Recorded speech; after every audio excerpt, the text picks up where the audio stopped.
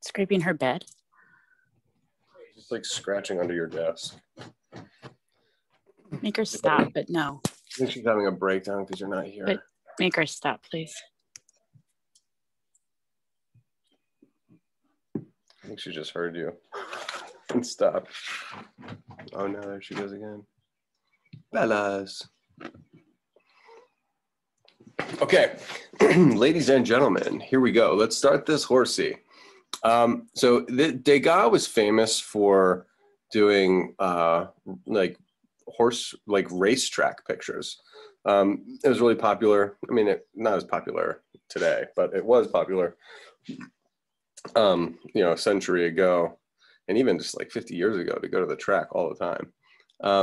Anyway, horses were before cars were obviously a bigger part of life too.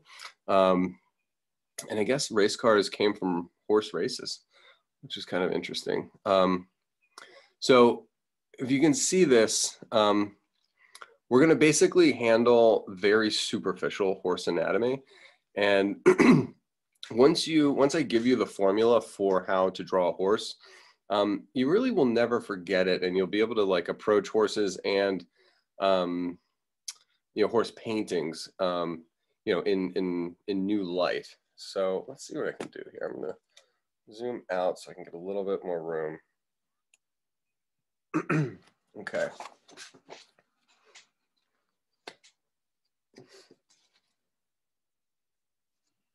I wish I could email. Next time I'm going to email you guys all these pictures. But if we do, what we're going to do is we're going to start off getting the entire horse in its like very mechanical shapes. Yeah, Braden. So actually, I had a suggestion for maybe next time or the time after. Yeah, what's up? There was something really cool that you might like drawing. Yeah, what? Chinese mask changing performances. Where Tell me about it. People will have like 20 masks on their face, and they'll have like this cloak, and then they like spin their cloak and it covers their face for a second. Yeah. And they're able to take off the mask and hide it back behind them. So I thought it would be interesting to draw the masks and all that stuff. And then the costumes they wear as well are interesting. What does it mean? I don't know. There's probably some sort of meaning to it, but I've never heard of it. Is it like kind of like, is it theater? I mean, do you do it as a performance? Yes, it is a performance type thing. Yeah. All right. Is it modern, or is it like, tradition or ancient? I honestly don't know. Tradition. I have made a note. Yeah, I will definitely look into that, because masks in all cultures can be really fascinating.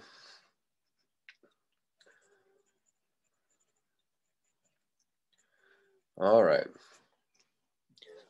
So I think we're gonna go over. So it's a little bit annoying. It's not. It's good. The details of this, we can go in. So if I go into this point, there's a lot of details that we can get for the head, and we will do the details. But it's actually almost better that the figure is kind of, not the figure, but like the whole composition is a little obscured because it's so small, and it forces us to really just see the shapes. Kristen, can you hear me? I don't think she can hear. Oh, she's not even on here. She was taking attendance. Okay. Well, hopefully Stacy comes on, because she loves doing this. And we did this horse this morning. I think we're going to draw this horse first, and then it's a little bit rigid. It's a little bit stiff, but it's got really clean lines and really clean shapes. And if you're going to start to learn to draw a horse, this is the one. And I taught this to my 6th and 7th graders for years. And it's just such a super clean way of conceiving of all the parts of the horse. And you'll just have to, you'll take my word for it at first, and then I think you'll see what I mean. So let me see if I can find the bottom of my paper. So that's here. So I'm gonna be drawing this guy super small. All right, so let's just stop. I'm gonna start with the ears up here. And I'm gonna use this little teeny triangle. And you can see it's like there's a blue note on that ear. And what's nice about starting with the ear is that you can come down, and horses have all kinds of complexities. One of the things that is not complex is where the head ends and the neck begins. So when I draw this little, it's a vertical, I can drop that vertical from the ear. And then from that moment, I can then pull the jaw, which comes essentially straight across. And then I can, from the ear, I can pull the forehead down. And then I'm gonna simply make, I mean, with my little kids, not my little kids, but the younger kids, I would close it off like this and just make it a trapezoid. So it would just be the vertical that separates the head from the neck, the bottom of the jaw, which comes straight across, the angle from the ear down, and then I would cut off the face. Now, the way I'm not going to do that, there is a slant in the nose, and then the mouth, where it hits the lips, then it angles back down for the chin. So there's a little chin that hangs off, you know, the bottom of that. I know I'm drawing super small, but I have to do it to fit on here, and we will be able to zoom in on the features of the face in order to finish it. But I'm looking for principally a trapezoid, and then within inside of this trapezoid, we're going to place all the features. Now I have a whole little folio of little scrap sheets of paper, and I'm going to use one right now so I can help. Like I said, I dropped this down, I came vertical across, angled down, and then I closed this off, and the triangle of the ear was like right there. So you can see it large. Going around the trapezoid, up here we have the nostril, and that angles down. Then towards the bottom of that, there's a little mouth, and then he does have this little chin. So that's the nose, the mouth, the ear, huge. This lower hand corner, horses have these epic jawbones. I mean, so delightful, and they're flat discs. And if you ever get to see a horse in person, or you like ride horses, or you spend time with them, it's just like, it's the smoothest, broadest plane. And it's just like, I mean, they seem to really enjoy it when I pet them there, but it's also just like a massive, like, it's just massive, like, anatomy. And horses are huge. They're so big. And this is my favorite part of the horse, this like jawbone that happens there. Now, there is between the ears, you can actually see the other ear on the other side. There's a flat forehead, and then where the forehead like dips down a little bit, that's where we're going to get the pie shape for the eyes. I say, you know, pie, it's like upper eyelid, lower eyelid, and then a little curve for the, you know, the rounded part of the pizza. There is a little bit of a snout, like a nasal cavity that pinches in, very similar to ours. There's like where the bone ends and the cartilage begins, and the cartilage leads all the way down the cavity into the, you know, kind of the fleshy nostrils. That's that.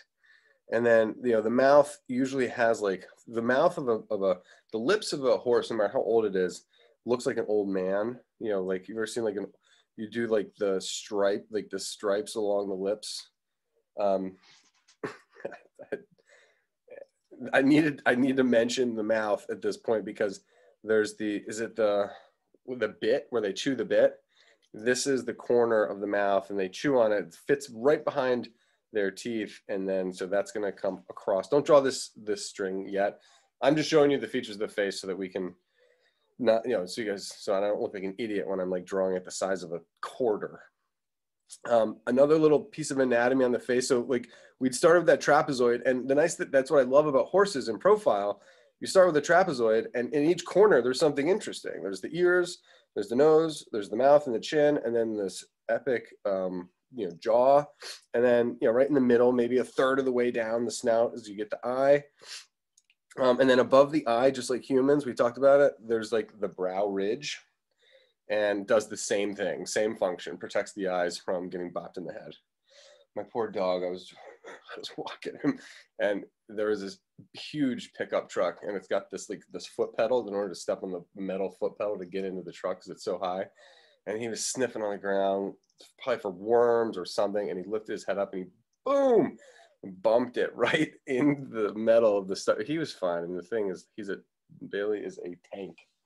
He's a straight up tank. Anyway, but thank God for this brow ridge, because he'd be more blind than he already is.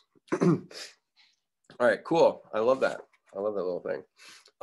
So let's do the serpentine neck. The sketch that we're going to do, the second sketch, which is a lot more gestural. The neck is in an S curve, and the same is true here. So the neck comes out from between the ears, and it's going to S curve down until it gets to this angle of the shoulder. And I believe this is actually the scapula. Oh no, did I make it too long? I made it too long. We'll S curve down in here and I'll bring the scapula up. Oh, that's nice. Okay, so there's the scapula. Now, the sternocleidomastoid is that huge neck muscle that attaches behind the ear in humans and attaches to the pit of the neck. It's no different in horses. The vertical goes from behind the ear and it goes all the way down to the pit of neck. So there's a vertical line here, which is this massive sternocleidomastoid. Now, just like humans, whether you're male or female, the sternocleidomastoid starts at the back and goes to the front, but your esophagus starts to the front and goes back. Men have Adam's apples, which I don't even know what that anatomy is, but it's a thing that women don't have. But they do have esophaguses, so you can still see the channel that your food and your air goes down. So that's what this is here. So there's a separate form protruding out from the horse, and the muscle gets you the angle, the stiff angle, and then the throat gets you the gentle curve, which is wonderful. Okay. So that's good. We're not going to do any of the appendages just yet, but we are going to show that there is at least this angled rectangle, which is the shoulder blades that go back here, and then it follows the angle of the human's leg in this situation, and the pit of the neck really closely leads to the pectorals. If you think about the horse, he's always doing push-ups. So the fact that he's always doing push-ups means that he's got a super strong chest and he's running on the chest. So that is a thing. And you can't tell the anatomy, but you can, at least in our world where you don't know the anatomy, you can't see the anatomy, it's still part of this shape. So I'm just going to call this from the base of the neck to basically the human's shin. I'm going to call that a trapezoid. The bottom of the trapezoid is the pectorals. The back of the trapezoid is the trapezius, and then we'd have to get a horse anatomy book in order to be able to tell the difference. And just look beneath the skin, so to speak. I want to move this over so that it's exactly underneath. Don't worry about the rider just yet. We're going to attach the rider to the horse, and we want to basically be able to look through the horse's leg. So if you follow the spine down, you got the S curve, and you hit the haunch, and in humans, it's the 7th cervical vertebra, and the 7th cervical vertebra is the cervical vertebrae, so the very end of the neck, and then it turns into, I think, the thoracic. So let's just imagine the spine, arcing, where the rider is straddling it. It's going to come here, and then there's like a little bump where it reaches the peak, the highest point of the back end of the horse. So we're gonna dip down concave, and then we reach this peak right here. I'm just gonna call it like a little arrow and maybe overemphasize it a little bit. It's more of like a rounded part, and this is what is the pelvis of the horse. So from this point, the sacral triangle, which is basically this triangle that exists at the base of the pelvis, you don't need to know it, but you need to know that the pelvis of the horse, we're just going to say that it makes this triangle right here. Oh yeah. The spine runs from the base of the skull down the neck, transitions into the spinal cord, essentially, where the rib cage is going to be attached, hits the pelvis, runs down. This little transition here is like the butt bone. You have your hips. If you put your hands on your hips, right, and then where you're sitting, the bone there is the butt bone. So the top of the pelvis is the hip bone, and then your butt bone is at the base, and the tailbone is going to run right off the back end. So the tail is the continuation of the spinal cord beyond the pelvis. So the spine is like an amazing thing. Starts from the head, goes down the neck, through the rib cage, through the pelvis, and then out into the tail. It's like one solid like nerve connection.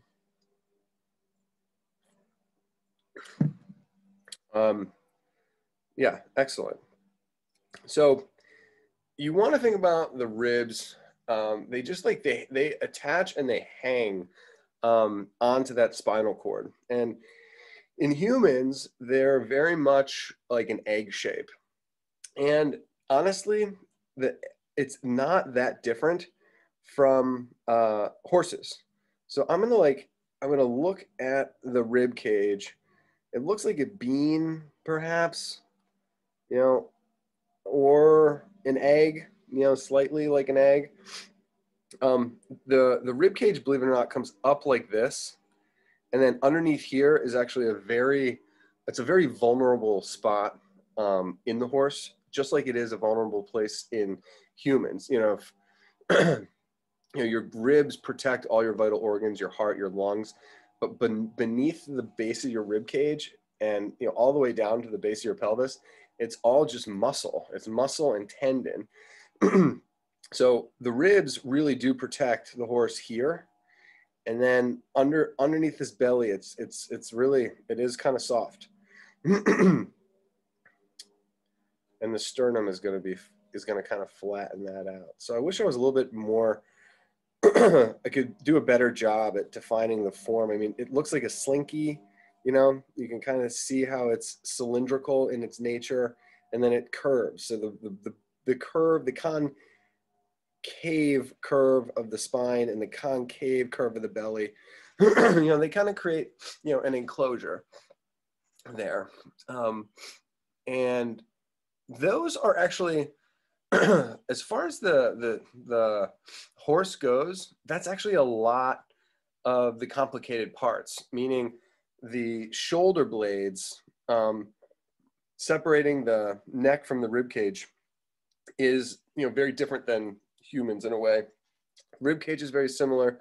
Pelvis is very similar if people were on all fours, but people really aren't on all fours. The arms and the legs are the thing that I feel like I, as a human, was left out of.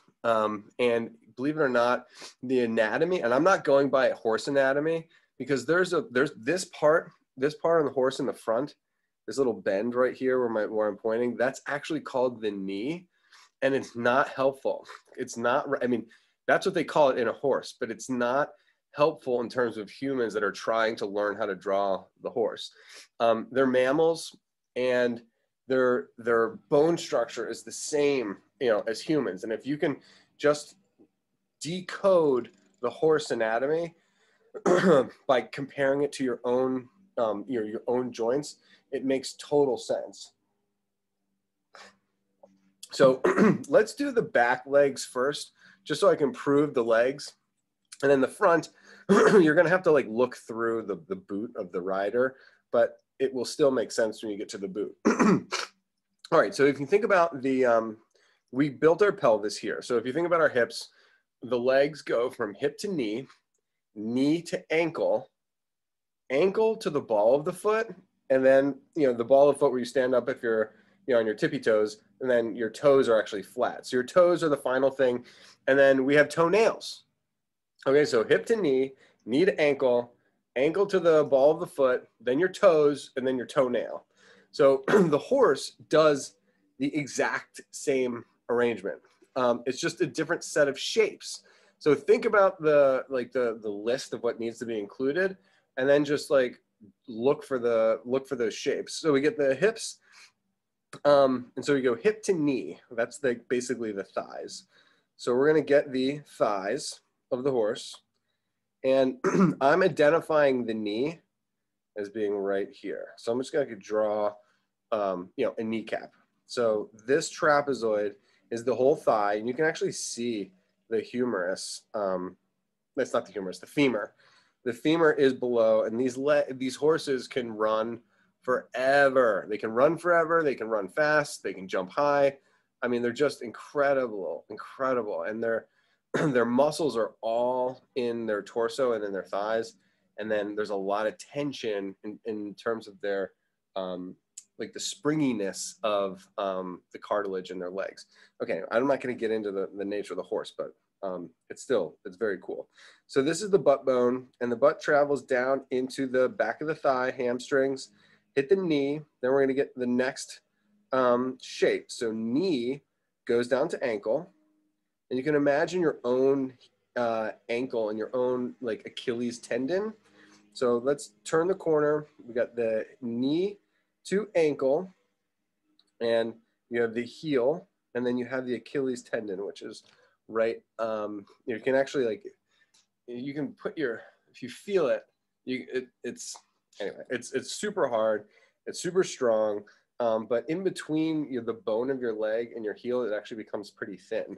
And with horses, it's like it's like not paper thin, but it's an amazing thing to touch if you're familiar with the horse. He's not going to kick you in the head. All right, hip to knee, knee to ankle. The next one is ankle to the ball of the foot, and it gets even smaller. We'll call it, call it a trapezoid, a rectangle. Maybe it's a little concave or whatever. My guy is starting to look like a dog, which I am not that upset about. Dog anatomy is exactly the same, so you'll be able to draw dogs in the same light. I'm going to make my horse's legs a little bit shorter. What I'm going to do. So you got the hip hip to knees, knee to ankle, ankle to the ball of the foot, and we're going to put a joint there as a circle. The ball of the foot. Then you have the toe, which is, imagine if all your toes were fused into one toe, and all of your fingernails were fused into one fingernail. And that's what they stand on. They stand on one singular toe. So you have this one fused toe. Oh, come on, man. All right, here we go. I'll zoom out a little bit. And that fused toe gives you the interesting trapezoidal form of the hoof. And when we shade this thing, I think we'll cover up a lot of my sins here. I think maybe the whole knee to ankle thing, I think I may have made that shape a little too big. So it started to get some girth, and it looked less leggy and more like a hound dog. Not bad. And it also looks like a dog because I have a dog's tail. I can like spread that out and do like a horse's tail. That should do the trick too. Who knows?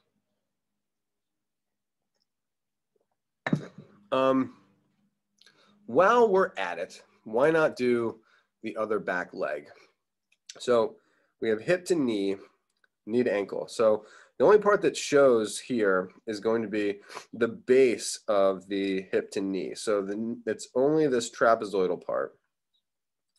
Then it goes from knee to ankle, ankle to the ball of the foot. Ball of the foot, we get a fused finger into the trapezoid of the toenail, AKA the hoof. I really do, just to keep my own mind straight, I like to hit a little tick mark for the Achilles heel, just because it's something that I'm familiar with, and you can just feel it on your own body. Even though our heel is weight bearing, and it's got like, you know, it's built up into like a nice orb. You know, this is not weight bearing. So even though you can still think about this back end as a heel, it's just not going to have the same girth, you know, as our foot, because it really does serve a different function. It almost just gives them a whole extra joint. And the scapula does the same thing, you know, with, I'll explain it when we get up to the front foot, and the front legs. And they're not legs. It's the other pet peeve of mine. They're arms. They run on all fours, but they don't have four legs. They run on their arms and their legs. They go on all fours. So we've got the shoulder. You imagine our shoulder blades here, you know, our clavicle and our scapula, and then our shoulder to elbow. And there's a lot of strength in the horse's shoulder to elbow. So I'm going to put a little L shape right here because it is in fact the elbow. So it goes from the elbow to the wrist. I'm going to put a little circle for the wrist joint.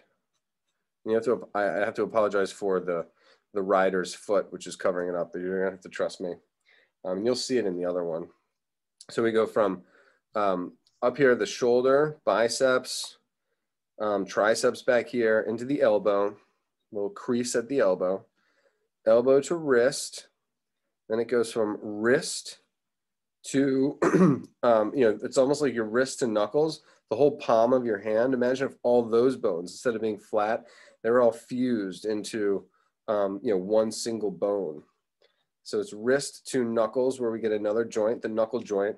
Then all of your fingers are fused into one solid bone, and then all your fingernails have developed over time to get so dense that they become like a shoe. They become like the rubber of your shoe. So we're going to pinch this little finger, concave, and then we'll get the trapezoid of the hoof. This guy's rearing his head back a little bit. So I wonder how that's happening. Why didn't I see that? I don't know. Well, once we zoom in, we'll get to do a little bit more.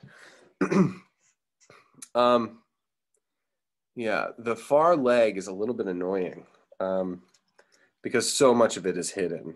So it's almost like you have to go from, you could draw this like almost like the straight line, and then you could go from the bottom of the foot all the way out. So you could start from the hoof, which is going to be a trapezoid. Then that hoof pinches into the knuckle joint. Then that knuckle joint climbs up into the wrist. And then that wrist goes up into the elbow. And then that's where it's all different. It's supposed to be hidden behind. Oh, I guess it keeps going below. And it's a paper doll.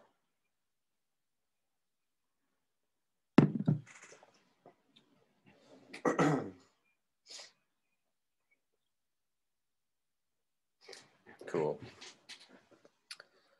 I do kind of love this one.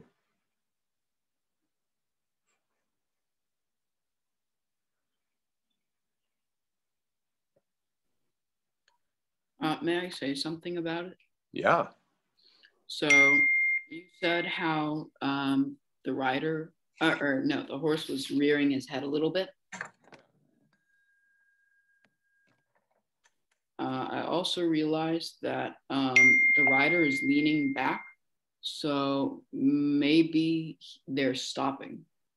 Yeah, I think that's true. I think that's I think that is the action. Yeah, and he was going fast, and now he's like, you know, like it's like a hard stop. Yeah, I dropped that down too low. Hold on. Pull this up a little bit.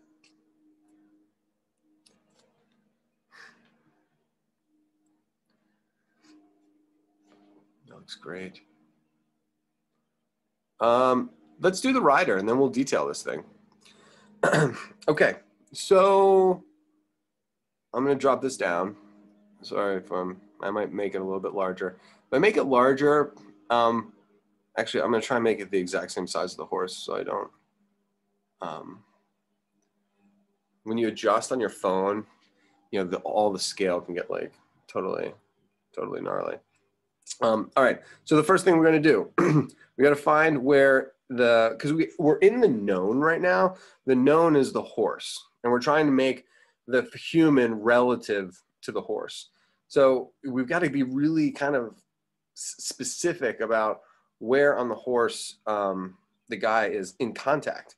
So I'm going to start with the haunches. He's behind the haunch, so I can get like maybe the top of the thigh and then the bottom of the thigh. What I'm really looking hard for is the L shape, for where his rear end goes up into, you know, basically his pants, you know, where the waist goes, it's going to come down, make contact with the horse, and then his bottom is riding on the horse, touching it, and then the thighs angle back down. So the human is going to have a cube for the pelvis. Then he's going to have from hip to knee is going to be a trapezoid. And then from knee, you can almost imagine these knee, like shin guards or whatever. So the pelvis is the rectangle, knee to ankle. What the hell am I talking about? Hip to knee. Then we get to the knee. Then you go knee to ankle.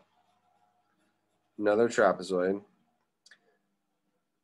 And then we'll do from really the ankle. I'm just going to use a triangle for the foot.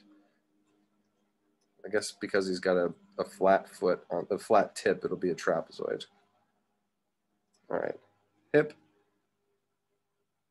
to knee, knee to ankle, ankle to foot. I think there's a little stirrup in there too.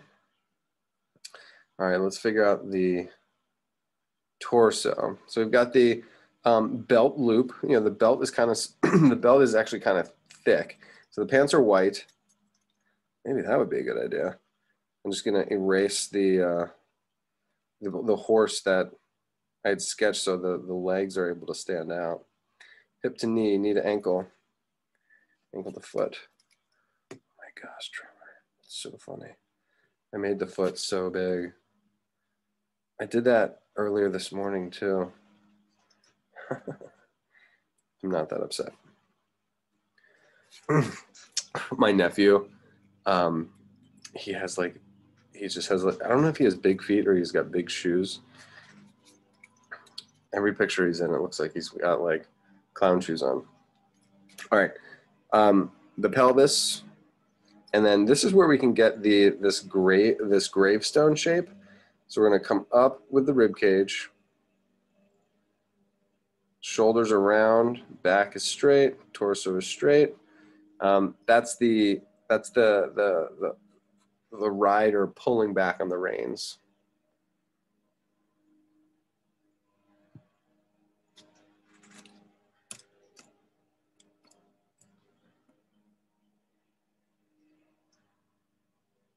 Drop this down. Move that up. Oh no, is he not going to fit on? So the shoulder leads into the rectangle of the neck.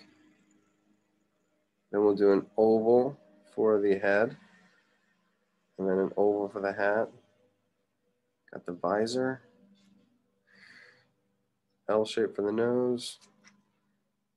Goodness, I barely fit on. But I fit, thank goodness. Rectangle for the neck, oval for the head, extra oval for the hat, visor that comes across. The face is so nondescript. I mean, I'm just gonna put a little arrow for the nose. I think that's all it really requires. I mean, maybe you could put in a shadow for the front of the face, maybe put in a dot for where the eye might be. Crazy.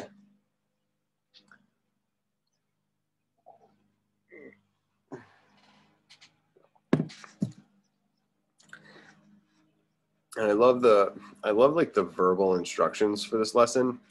because we just did, you know, shoulder to elbow, elbow to wrist, and then wrist to knuckles, and then knuckles to fingertips. When you do the arms, you do shoulder to elbow. We'll make that a rectangle, essentially a rectangle, but it's got a rounded top. Then we're going to go from elbow to wrist, which will make another rectangle. And then the wrist itself is kind of like represented in clothing with the cuff. Then from, you know, here, the wrist was a, you know, a circle. Whereas here, the wrist is going to be a rectangle for the cuff. And actually, it's a tilted rectangle.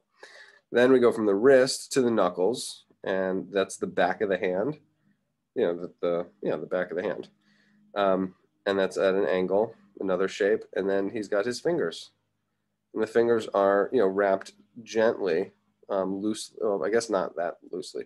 When you ride, believe it or not, you actually are holding onto the reins, you know, generally lightly, and you don't actually have to pull very hard to give the horse, you know, the proper instructions. So anyway, we haven't gone up to the mouth yet, but you can see the corner of the mouth that has this little bit. And then now that we've got the hands, you could link up the bit with the fingertips. Looks like he also has a, oh, cool. You know, I haven't drawn this in a long time, and I don't even know if I acknowledged it even when I taught it earlier, but with the horse, we did the front leg, which is visible, and then we did the back leg, which was like cropped and a little, you know, less, you know, just like less visible, but it required less. So if you look at the hand on the other side, you get a little bit of the elbow to wrist, probably get a little bit of the cuff, and then the wrist to knuckles, which is the back of the hand, and I think you see a little bit of the finger. I'll zoom in on it, but I noticed it, you know, on the screen, not even on my drawing. So that has the reins on the other side, but there is a whip in the right hand, which is kind of a fun prop. Other props, you know, while we're at it. Oh, I didn't even detail the nose. I didn't even detail the head. I said I was going to zoom in and do that. Okay, I'll do that later. Props would be the strap that goes, and I used to know all the terms for this. I did ride. When I moved back to Baltimore, I was like, oh my gosh, I'm moving back to Baltimore. Are you serious? I was like, if I'm going to move back to Baltimore, I'm going to learn how to ride a horse. So I took riding lessons, and I took them for about 6 months, and then I got thrown from the horse twice. And the second time I hit my head, and I was like, I think I might be too old for this. Anyway, I really enjoyed riding. I did not enjoy getting thrown from the horse. I was like, yeah, this is how you break your neck. It's like really far. Anyway, this is a racehorse, so whatever saddle this is, I think this is just a piece of fabric.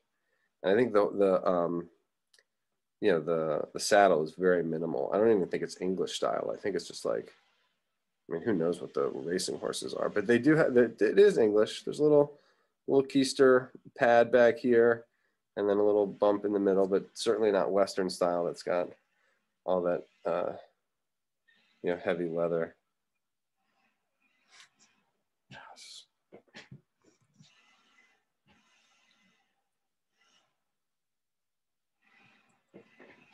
Mm-hmm.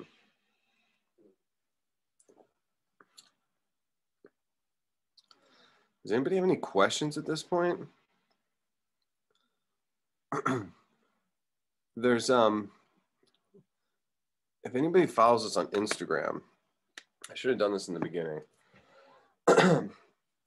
I did a technique which we're going to use here actually, and I'll see if I can show it to you.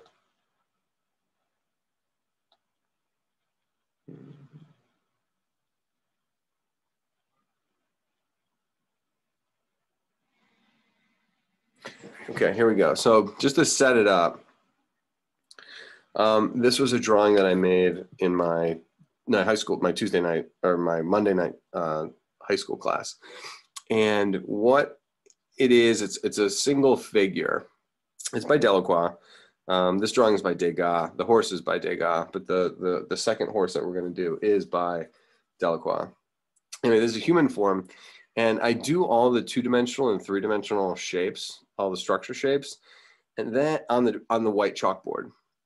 And then I blend it out with white chalk. I just blend out all of the forms so that it's just a silhouette. And then I come back in with black marks and, quote unquote, draw the drawing. So in this case, what we did here, I mean, we had to see all the shapes. We had to break it down. We had to get all the proportions. What I'm going to do is I'm going to blend most of it out, get like a soft gray pencil tone over the whole thing. And then what it allows me to do is I can then go back into it, add the details, add dark marks, and then erase lighter marks. And all these unsightly construction lines, they all just get like nullified. So I don't have to do a whole lot of erasing. It's almost like erasing by blending it out. And I'll just show you we'll watch it through and then I'll like show the couple of different, all right, so here's me doing the head, rib cage, hip to knee to ankle. Those are the shapes.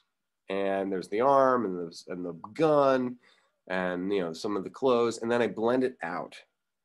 So right here, I turn it into a white. I'll get out of the way. Okay, so I just blend out the whole thing. I'm on a black chalkboard, so I have to use white chalk to blend it out. And then I'm able to come in with darker marks on top. Our case, because we're using white paper, we're gonna blend it all out, but it's gonna be a darker tone. So the darker tone is gonna allow us to pull out lights with an eraser and add slightly darker marks. So you can kind of see the outline of the figure, but essentially I have to draw it again. So one is analysis and the other is more the final drawing. So let me put this back up. At least I'm not wearing the same outfit that I was on Tuesday or on Monday. I've done that before. They're like, Trevor, you're wearing the same outfit. So yeah, so this is the figure, and these are the lines. This is the line. So I went from, total construction, which is just what we just went over. All these like, 2-dimensional shapes, the proportions, kind of having it silhouetted, and then getting rid of all of that crap. And in this case, I erased it by adding the white chalk so that my charcoal would be able to present itself and be able to be visible on a dark. So my dark marks were able to be visible on a dark chalkboard. Anyway, it was the central figure from The Storming of the Bastille by Eugene Delacroix, one of my favorite painters. Okay, let's go back to photos. And, this is the point where you do want to kind of like, you might want to ask the divine for assistance, just so that so you can have more confidence. And, faith is like an amazing thing in art. It takes a lot of the pressure off. Oh my gosh. Okay. Last thing I wanted to show in this situation is the landscape is so simple. One of the important things though is the shadow on the ground. So there's basically grass and shadow, and by having the tone on the ground, you can actually see that our horse is off the ground. So there's a separation between the shadow because we have the shadow with the contact point with our back legs. So is the light coming from up above? I guess the light's coming from up above. Maybe a little bit to the left, maybe a little from the left. Above and left. Let's just say that. So as we add the mid-tone, and let's analyze the horse really quickly. So when we blend out the horse, the wonderful thing about this horse, and I love showing the belly here because it's almost like it's abstract. So check out the horse. You have the light part, you have the dark brown, which is basically most of it, and then you have the black, which is the deep shadow and the silhouette lines. That's it. Like, that's it. it's only light areas, mid-tone areas, which transition out of the light, and then you get into the dark silhouette. I mean, this is pastel. Degas gets known for like color. His color is so simple, and it's so awesome that he's able to get away with it. It's like you can get away with a lot of coloration with a little bit of pigment if you know what you're doing. This whole ground, this whole yellow, he's working on orange paper. You can actually see it peeking through. This is not, the horse itself is not orange. Like, he's not using orange pigment to describe the horse. He's using orange paper, and that's showing through. So there's the brightest part here is raw paper, and we're going to do the same thing. So you know, let's just, I'll show you what I mean. We'll blend this thing out, and then we'll be able to add the dark marks, add the darker tones, and then we'll be able to pull out the light highlights.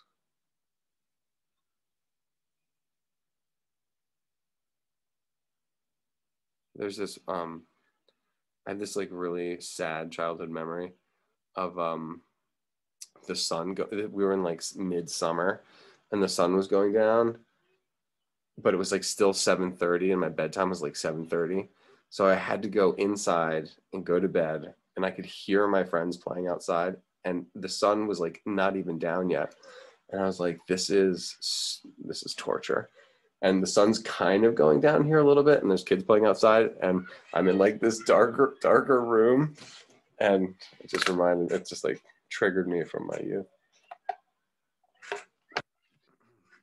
I swore I would never do that to any of my kids. Oh my gosh, this is so scary. Maybe let's do that. Before we totally freak out, well, before I totally freak out, I'm going to zoom in on just the head, and I think we should test out my little theory that we can blend out some of our lines and get like a mid-tone for the horse, and then we'll essentially redraw it with details. Even if you have facial features in there, you're lucky, because I didn't put them in, so they're not blending out. So I have actually less pigment. Cool. So I'm just gonna like blend out the area of the snout, the head into the neck, and then the neck into the shoulders. I'm just gonna like square off that part. And now that I am kind of zoomed in a little bit, let me see if I can drop this down slightly and zoom in even more. Yes. Okay, guys. So I hate to pressure everybody into doing the same part at the same time, but we really don't have a choice, because I haven't emailed you this image. You could Google it, I guess. If you Googled Degas, Degas, it's called The Jockey, Jockey, The Jockey, and then I would do pastel. You will probably be able to find this if you wanted to be able to zoom in and have the reference yourself. Okay, so I'm going to do the darks first. I think one of the last things I'm going to do is pull out the lights. All right, so here we go. I'm going to go back into that ear where I started, at the front of the ear. I see horse ears as almost like leaves. You know, they have come to a tip. They're kind of leaf shaped. I do know that horses have bangs, and I think this horse has some bangs too. And sometimes the bangs will even come in front of the eyes. All right, so here's the eye. Ooh, he draws the eye almost like almost a semi-Egyptian, because you do see the upper eyelid and it S-curves up, and then you have the rounded bottom of the eye. Oh, wow. I did a pie shape initially, but I'm seeing more here. And if anybody has any insights, like, you know, please speak up. Like, I'm all about it. And again, I'm pointing these things out so you can use the reference. You may not be able to go off of what I'm doing because it's so small. You got bangs. Would you recommend doing anything different if I'm doing oil pastels? The only thing I would say, this one oil pastel? I think this one's chalk pastel. I would just say bigger the better. Oil pastel, the only drawback for oil pastels, and I resented oil pastels for years. And then I went on to some website, and there's some lady was selling a whole set of oil pastels and for cheap, and I bought it, and I spent the whole summer doing oil pastels, and they were fantastic. I love oil pastels now. The only problem is that if you think about the tip of, it's just like this. It's like, the oil pastel, the tip is this big, like even sharp, like, and then the tip of a pencil is this big. So it's like you scale up, you can get a fine line with a pencil, and you can't get the same fine line with an oil pastel. Like, no matter how you try, it's still like 30 times bigger than a fine pencil line. So which is not a problem. You just have to like account for it and just try to scale up a little bit.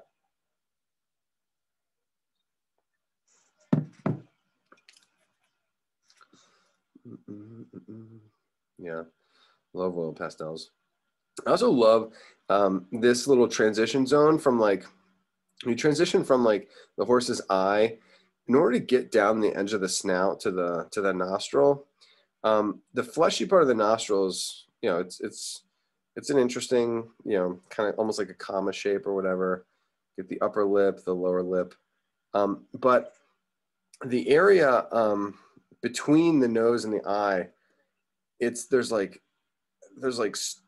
veins and like tension marks. It gets a little bit thinner, where the bone transitions into the cartilage, and like there's loose skin and shiny skin, and there's just seems like a lot of activity going on, erratic activity that is like, you can't necessarily know the anatomy. It's almost like, imagine if you like flex your, how people can like flex their nostrils, like open their nostrils and close them, and then like there's all these muscles in your cheek that you're like, whoa, what are those muscles?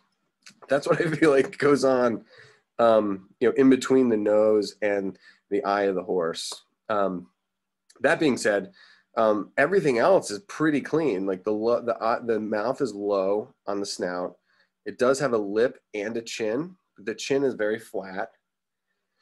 And then there's this little gentle transition from this lower jaw into this massive, elbow shape of the jawbone. And he's got some dark shadow back there. Cool. There seems to be a shadow from the sternocleidomastoid, and then the underside of the throat seems to be a little bit darker as well.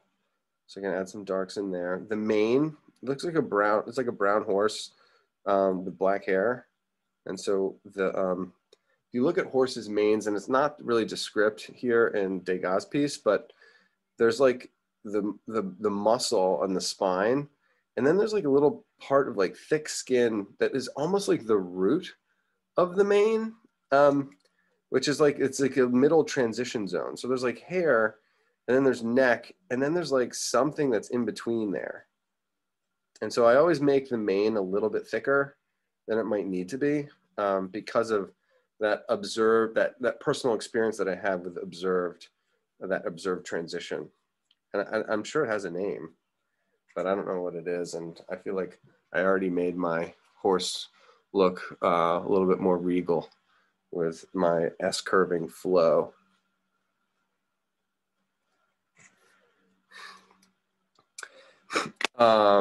Other blessing that happened this week, I had an incredible number of blessings that just like fell into my lap. One of them was finding batteries for like a mechanical eraser pen.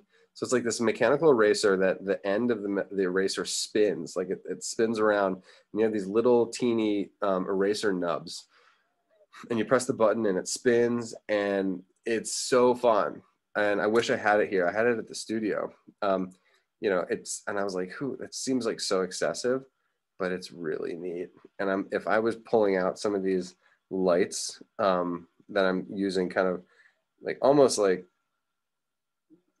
this feels like so clumsy, the marks I'm making with my eraser here, because the eraser pen, you can make like the finest lines.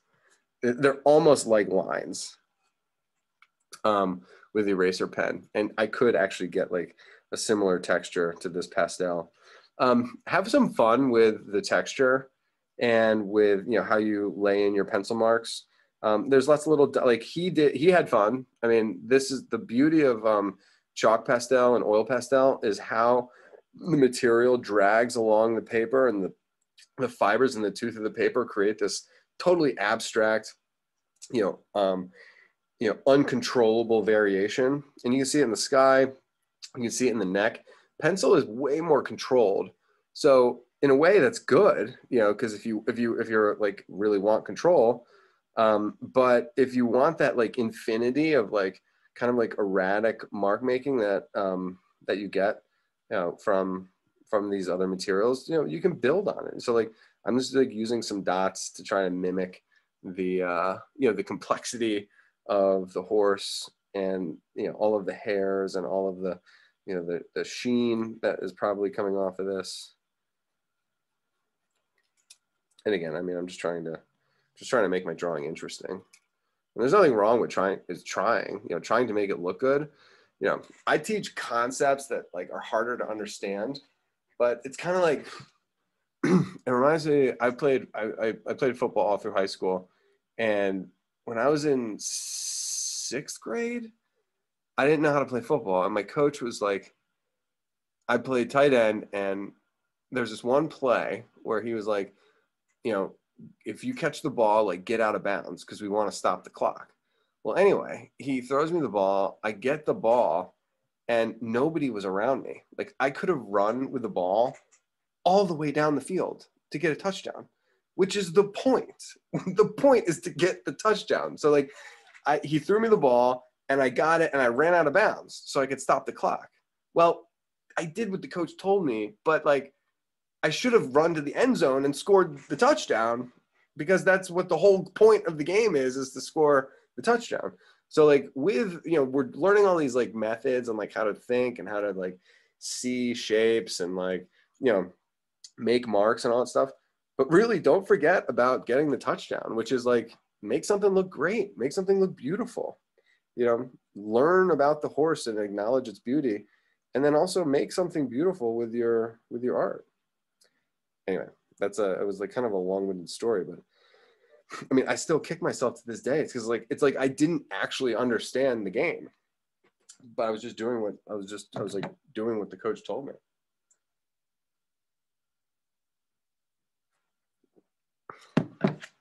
Oh wow. All right.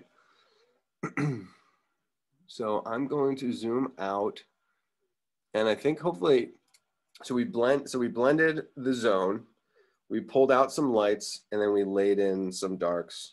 We tried to get some interesting texture. That's the game here. So I'm going to zoom out a little bit more. It's nice to have the legs a little bit darker so we can, you know, blur those out. But I'm gonna do the next phase. I'll blur out the body, this rib cage here, anticipating how dark it really does go. Thinking about where I'm gonna pull out the lights, you know, on the side of the ribs. I can blend out the legs, and even if I blend it out, I'm still thinking about anatomy. So I'm still actually drawing, even though I'm blending the line. I'm just developing like a new starting point. Knee to ankle to foot, and then that hoof. There's nothing in that hoof. I might not even blend that. Just leave it light. Far leg, you know, elbow to shoulder, elbow, little wrist, wrist to your knuckles.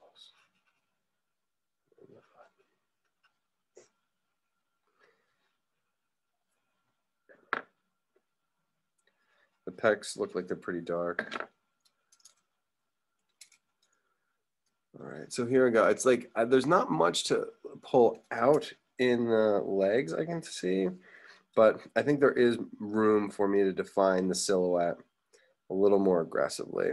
And I'm not thinking about construction lines at all. I'm really thinking about almost exactly the marks that he's making. So I'm trying to, you know, follow the contour of the outline.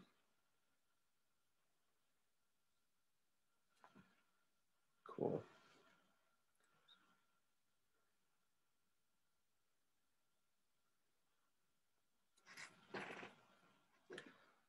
Really deep dark. This really is the foot. I'm gonna make the elbow of my horse darker, but you know, there's a heel on his foot, and there's some like highlights on that, on the leg of the rider. Darken the boot a little bit. There's the black part of the boot, and then there's the leather part of the boot. It's a little bit lighter above that. Dark silhouettes, like thick outlines. You know, when you make the, it's one thing to put the line, you know, sometimes the line is like thin and it's a good description. Other times the line is thick and your pencil isn't that thick. So you have to mark it and then thicken it.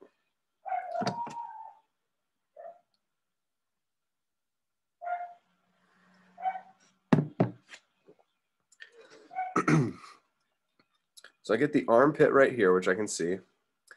And I've got mostly mid-tone, maybe a couple darks where the strap goes up against the body.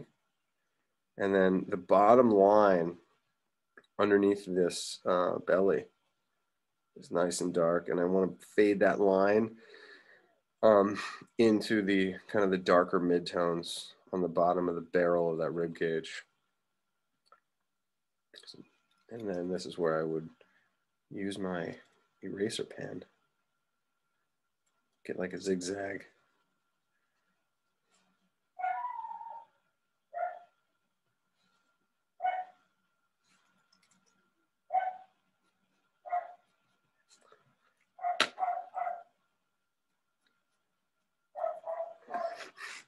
I'm going to zoom in here, and you know, you can't tell the gender of the horse, but it doesn't matter. But just like still life, there's this fascinating layering of one object in front of another in front of another.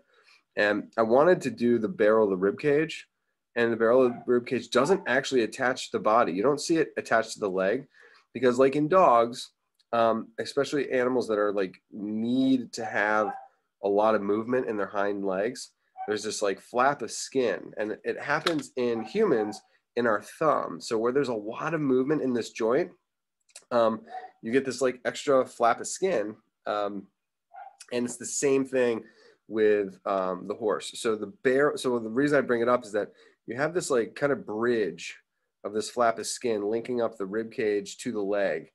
And then, you know, the knee comes out from underneath of that flap, and then the belly passes, you know, underneath that flap. And so it goes like the flap, the knee, the belly, and then the back leg. Flap, knee, rib cage, back leg. I guess I called it belly. Sorry, it's actually not rib cage, it's belly. And the thing that's in front is that that sheath of loose skin that you know, that has the elasticity. That's fun. It's an interesting, yeah, it's a little interesting component of horse anatomy. So and these are I gotta go up to the horse farm soon.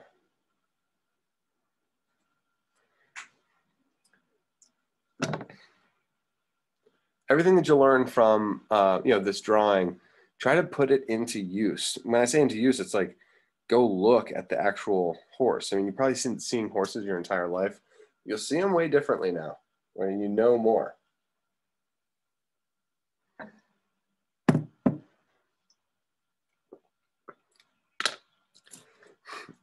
So far in the drawing, I've had this mentality that you blend it out, then you add your darks, you pull out your lights.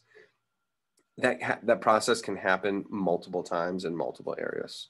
So I am, blending the rib cage again, and then blending down, and then I might, erase again as well. But we'll find out. Black silhouette around the pelvis. Not the pelvis, excuse me. Yeah, the pelvis, but the hip bones of the pelvis. And then it comes down into the butt bone. And then we get a relatively a straight back of the hamstrings in this horse. And then the back of the knee joint is curvy. It's really interesting when you think about the horse anatomy, or you think about artistic components. So horse anatomy is, more science-based, analytical. Straight lines versus curved lines is aesthetic. So beautiful things tend to have a balance of straight lines and curved lines. It's just like it's the nature of nature. And things that we find beautiful have that balance. And sometimes the job of the artist is to recognize it and then reproduce it. And this is actually a really good example of straight to curve, straight to curve, straight to curve. And I think might be what makes this back leg of this horse, beautiful on kind of like on another level. So here we go. There's this little protrusion of the butt bone on the horse. And then we come down this column, this straight line column of the back thigh. Then we get a concavity, at the back of the knee joint. And then it straightens out again. Boom. So we go curve, straight, curve. And then at the heel, you get a little nub, which is convex out, which is a curve out. And then that transitions into the this epic rigid trapezoid from ankle to the ball of the foot. Boom, boom. Very pleasantly, powerfully straight lined. And then we get the rounded joint at the ball of the foot. And then there's another little rectangle for the ball of the foot into the toenail, which is, of course, the hoof. And the back of the hoof is rounded, and the front of the hoof and the base of the hoof is straight lined. That's just Degas being really smart. It's him, being, a great artist. And all we can do, and when you look at nature, now that you know that this is the game, do it. Look at anything natural and say to myself, okay, I've got straight lines, I got curved lines. Let's build a gorgeous silhouette, based on, the cat that I'm observing right now. And your combination, it's like a combination lock. It's like you set up the code, no one else will. And once you develop this sense of code making with how you make your marks, it's personal to you, and then no one else will really ever be able to reproduce it. And I only teach this stuff so that you can tell that there's codes involved. Otherwise, no one knows. And then you turn out to be an abstract painter. No one wants that. No, I'm just kidding. I love my abstract art friends.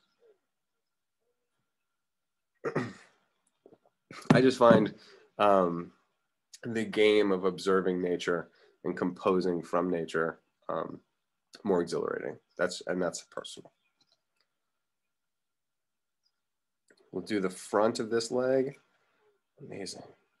The knee joint in the horse, there is something else going on in there, and I got to hit the anatomy books. The Stubbs, Stubbs. Stubbs is the great horse painter, and he made an anatomy book that is still in use today. Artistic anatomy book that I recommend. And all of these answers are in here. The thing to know is that it's not about horse anatomy.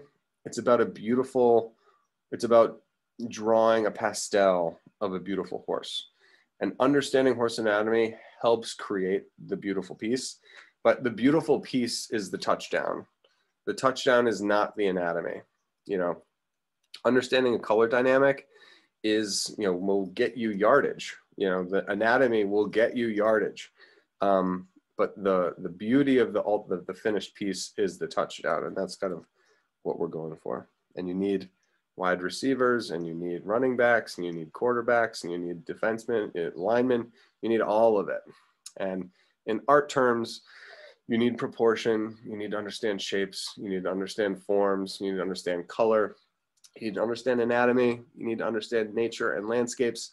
You know, and so we're just taking little bits and pieces and exposing ourselves to them so that we can, you know, one day wrap it all up into a perfect package. And that the end will be the touchdown known as art. I'm so happy that was recorded. I feel like that was a really nice little montage of words. The front leg, I mean, the front back leg and the back leg that's behind, there tends to be a hierarchy from front to back, or close to far, I should say. It's not front to back, it's close to far. And we're going to look for similar components that are in the front leg, you know, the closer leg, and then we're going to look for those same things in the back leg, but they're probably going to be a little bit muted. And I'm thinking about the, just look at the bumps at the ankle, those two bumps at the ankle. You know, you get a ridge here, inside ankle, and then a powerful thickness of the ankle to the ball of the foot. On this side, you still get them. They're just a little bit smaller, a little bit quieter. And then the far side leg is a little bit like kind of frailer and less commanding. It's like the lines are broken up a little bit. And then notice how the foot, the hoof, almost disappears into the shadow completely.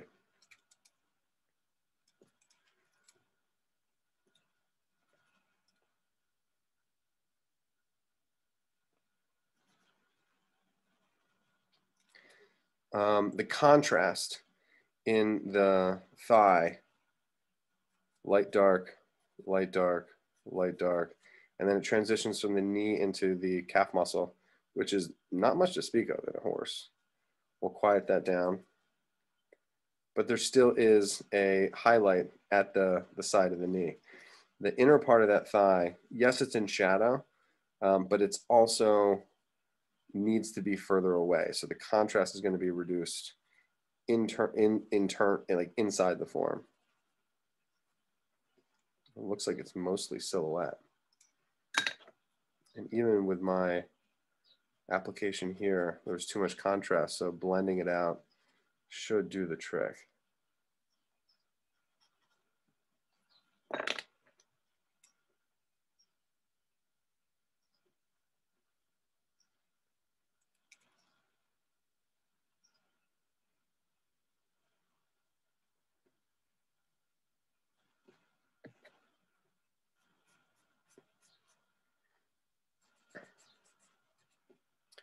I don't use the blending stump as often as I probably should. There are, you know, in painting, there are kind of two mentalities. There's like very smooth, and when I say two mentalities, there's like 1,000 mentalities. But if you could in theory break painting down into two camps. One would be kind of like a smooth camp, like has brush strokes, but they're like kind of modified, and they you know, they're blended, like basically blending. And different parts of the picture require different applications, but then there's a brush stroke that's like a decisive brush stroke where you load the brush and you fire it and you just let it stay there. You don't blend it. I'd say Van Gogh is probably the quintessential single stroke applicator. Delacroix was the precursor. But that's not to say that, you know, other painters that blended weren't great. I just fall into the camp of decisive mark making and not a whole lot of tinkering. And And so because that's my nature as a painter, it's not like it was a choice even, it's just who I am. Blending is somebody that likes to tinker, and tinkering is good. You can get a lot of beauty, you can get a lot of insight through tinkering, I'm not against it. I really want to be clear about that. It's just I tend to not do that. And so where my pictures would benefit greatly from tinkering, especially my drawings, you know, it's just I have to kind of work to do that.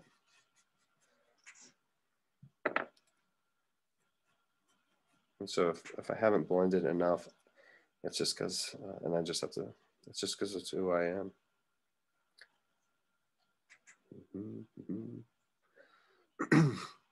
So we have 15 minutes, which is crazy. I can't believe how long. I mean, it's not crazy. There's just like so many things that one would need to do. I guess we'll go into the figure, but I also love the landscape.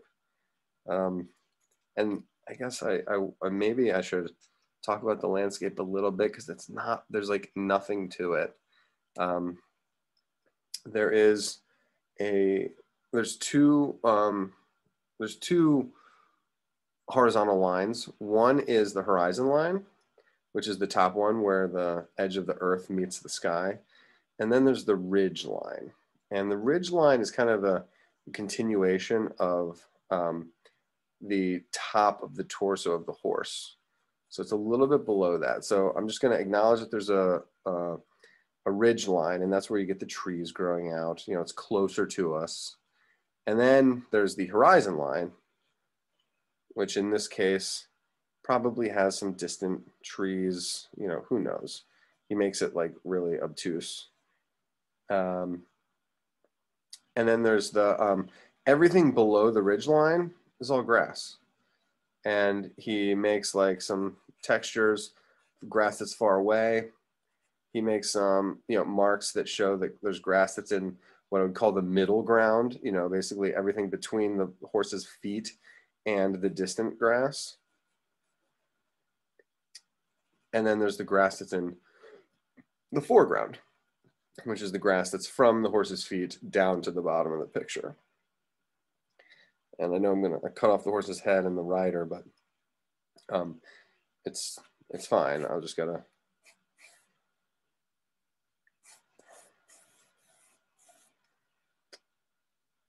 We defined the shadow, which was kind of convenient, but the grass that's from basically the shadow line all the way to the bottom of the picture is going to have consistent mark making.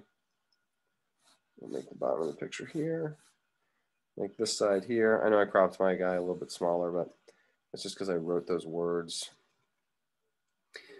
So in the landscape, it's not that hard. You just have to have those, you know, those four zones. And so when I bring out the four zones, it's going to be one is the foreground. And then from the feet to the distant grass. I feel like the distant grass is easy. I'm going to put DG, distant grass, because it doesn't require any texture. You just got to like kind of shade it going side to side. The middle ground grass has to look distinctly different from the foreground grass. And there's not much going on there. So it's got to be quiet in the sense that it's got to support the horse and the rider. It's got to stay in the background, and it's got to look a little bit different than the grass that's in front. So maybe you make the grasses in the front a little wild, and then the grass that's in the middle ground, make it a little bit wild. And make sure that the grass that's on the left of the leg appears on the right of the leg. You know, it's because, you know, the grass is appearing from distance away from the viewer. You know, not one side of the horse to the other. And these marks can be obviously uniquely your own. Whatever you marks do from, say, from this part that's 1/5 of 1/4 of the way up of the picture. You want those marks to be consistent all the way across. So I did this little shaded shallow grass here. Those can be consistent. They don't have to be the same all the way across, but the bands of texture should be in the same family as you're going all the way across the picture. And it becomes really apparent when you get into color. So the distance, this ridge distance here versus the horizon line distance, you can see him making those consistent marks, and they run all the way across. Because that's how landscapes go. Landscapes are horizontal bands, distances away from the viewer. 10 feet away from the viewer looks different than 20 feet, looks different than 50 feet, looks different than 500 feet, and looks different than 4 miles.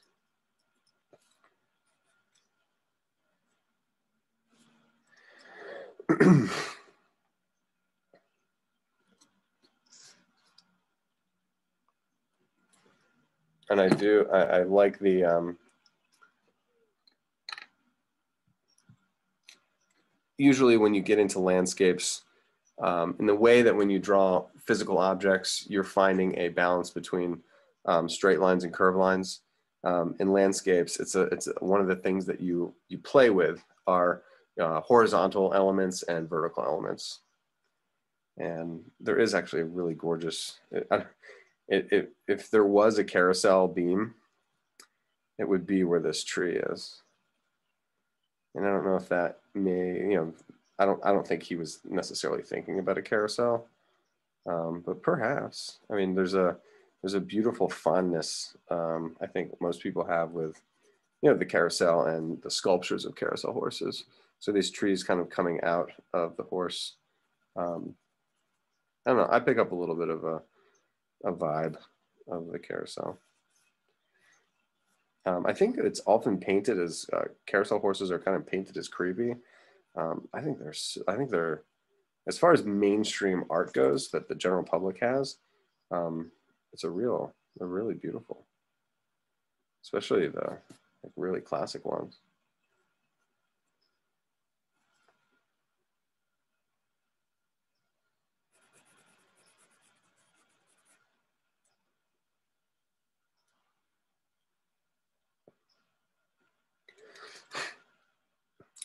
The rider is impressively ambiguous, meaning that the rider is really a lot about the color. I think the red, white, and blue makes him stand out more so than any anatomical or fabric.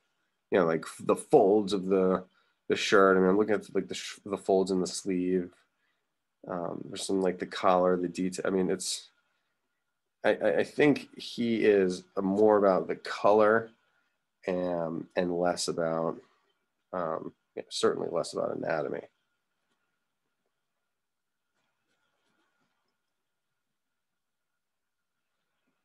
So I'm gonna, in the last couple of minutes here, there's a thing that I like to do, and since we blended this out, it will work. It's called punching your lights and punching your darks.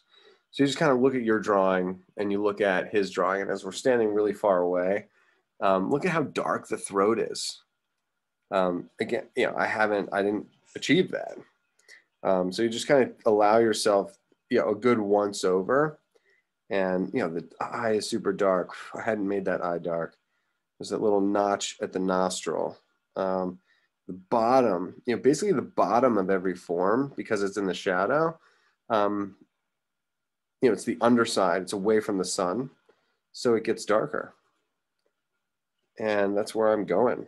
That's where I'm like anticipating. I'm like, where could it be? Because it's the bottom of that knuckle here. It's it's not there, but like the underside of this whole leg, the whole front leg, the one that juts out, is really allowed to go very dark. The inner part of the thigh. My pencil, he's using pastels. So the pastel, like if you've ever seen like a black pastel chalk. I mean, there's nothing darker. It's just glorious. There's a British artist who invented the darkest dark, the blackest black, and I get ads for it on my Instagram all the time, and I swear to God, I'm going to buy it one of these times. Graphite pencil doesn't go that dark, and just for the sake of, just to prove it, I'm going to add a, I'm going to get out just a black color pencil, not even a piece of quality pastel chalk, and the point is that the graphite by itself appears to go dark, but it's only a dark gray at best.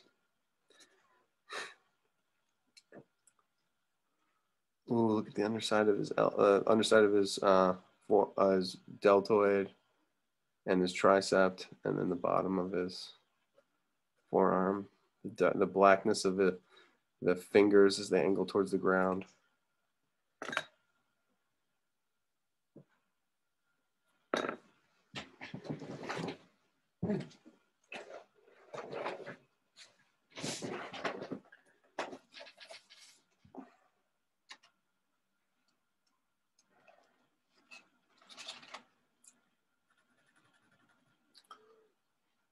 That's blue indigo.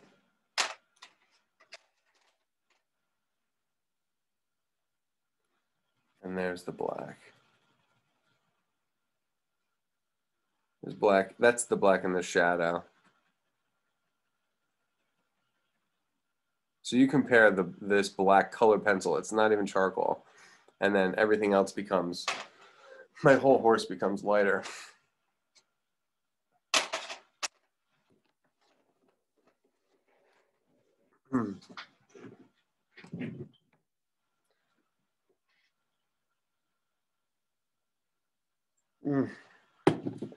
I'm almost out of coffee. Oh my gosh.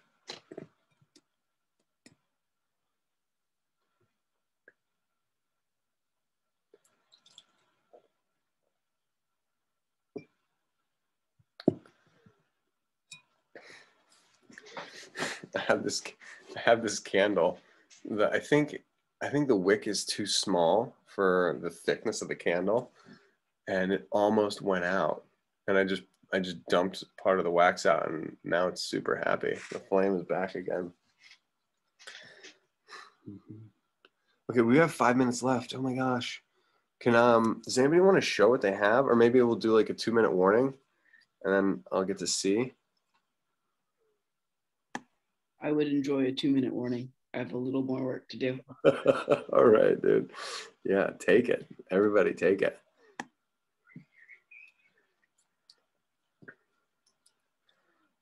Yeah, I'll work on some of these full. I like this little crease at the thighs, you know, where the upper part of the thigh meets with the pelvis. Those pant leg creases. I guess there's some creases down here now. The fabric of jockeys is kind of interesting. Look at these deep shadows at the strap. And the strap can handle a little bit of tone. That's not pure white. You know, the only pure white is like the pants. The pants of our jockey is the only pure white in the whole picture. The sky, even the sky is it appears white in the screen, but it's a blue. I mean, it's not pure white. I mean, compare that blue to any other of the whites on your screen. It's like, and that's the other crazy thing about skies is that you can't get green. The only color that doesn't show up in the sky is green. Yeah, there's beautiful purples, magentas, reds, oranges, yellows, blues, everything except for green in the sky, except I guess in hurricanes. I'm told that if you go in the eye of a hurricane, there's like a green glow, which has got to be super eerie. But when the bolt, like how he was able to get the cerulean blue on top of this essentially orange paper and not get a green I actually don't know why that. I don't know why it doesn't come off as green. And maybe the paper is way more red-orange than we even think. So that the red plus the blue, the tinted blue, becomes more of a purple than, because red and blue makes purple, whereas red and yellow make green. So if you have something that's in between, you get like it's a gray, basically it comes off as a gray sky. It's awesome. Degas, like I said, Degas is a master colorist, and it's not because he uses a lot of color. It's like he uses the right color.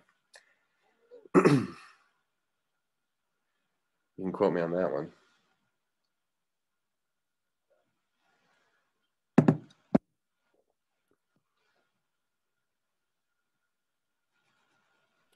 So I don't have a blending stump. Okay. So I was just trying to lightly erase one of my shadows, so to just take up a little bit of the pigment. And then I looked at the eraser, and it looks really cool. Yes, it does. It looks like hematite. I have these magnetic hematite spheres. And yeah, and graphite is a metal. You can go up to like New England, and there's graphite mines everywhere. That's how, I think I've said this before, but that's how, who wrote Walden Pond? Oh my gosh, it's terrible. Thoreau made his fortune through anticipating graphite needs for pencils. When they switched over to graphite because lead was killing people. It's poisonous. Lead is poisonous. If you ever get a chance to get an old-fashioned lead pencil, maybe in your great grandfather's your great grandpa's like toolbox or something like that. If you can find a lead pencil, drawing with lead is incredible. It feels so good. It's like greasy and makes these like, epic marks. Anyway, graphite's good. Yeah, don't stick it in your mouth. Exactly. Yeah, just don't eat it. It's like it's not like I eat graphite. I mean, who eats their pencils? All right, ladies and gentlemen, I'd love to see what we got. If anybody has the courage to hold it up. I'm going to stop the share. Like I said, it's Degas the Jockey, and it's a pastel. Oh, my Lord. Okay, let me stop the share so I can pin you all. It's Sebastian against Miss Foley. Hold on. Okay. Sebastian, I'm going to pin you first. Yeah. Yes. So it looks great. I think the elbow to wrist in your arms got a little bit long, and so he's got a little praying mantis vibe. I would thicken up the back of his thigh a little bit, perhaps. His rear end, his bum, have it come in front of the tail there and make it like nice and round. Horses have the roundest butts. And then, and you'll still be able to maintain the straightness of the hamstrings. But very expressive, very beautiful. Excellent. Excellent. All right, Miss Foley, let's see what you got. It is epic. What's he saying? Nay? Look at that gray horse. It's so gorgeous. If you guys, I don't have Stacy here to take pictures. If you can have your parents email me the pictures, or you guys just email Mitchell School. I get them. Rad. Totally rad.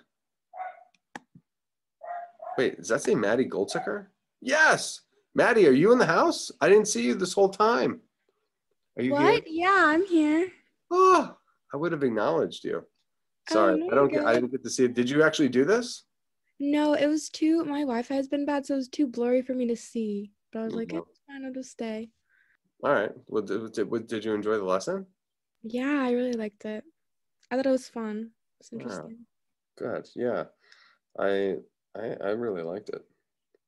I haven't looked at this drawing in a while, or this painting, I should say.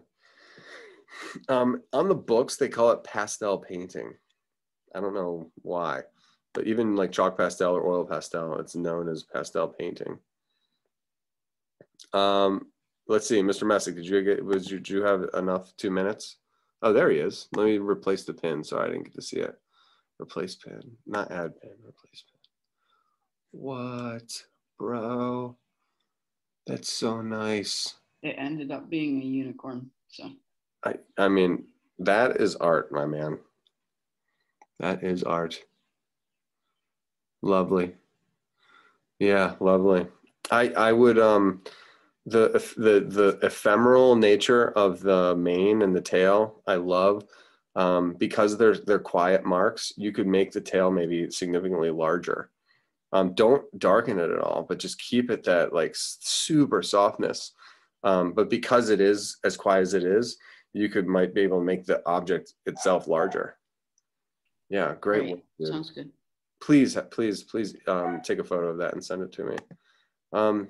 Let's see, Estelle, are you in the house? Would you be up for showing the piece, or if you did the piece, or anything else you've been working on?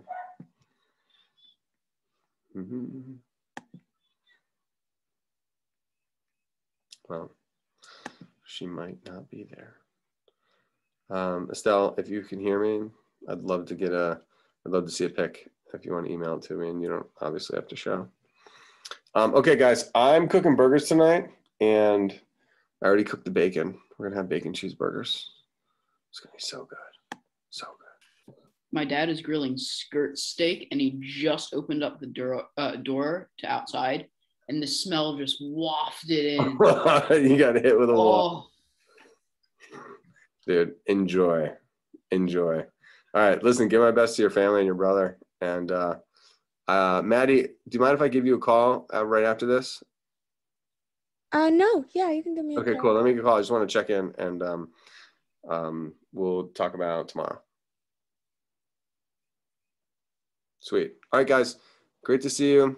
Thanks, bye. You're welcome. Have a great night.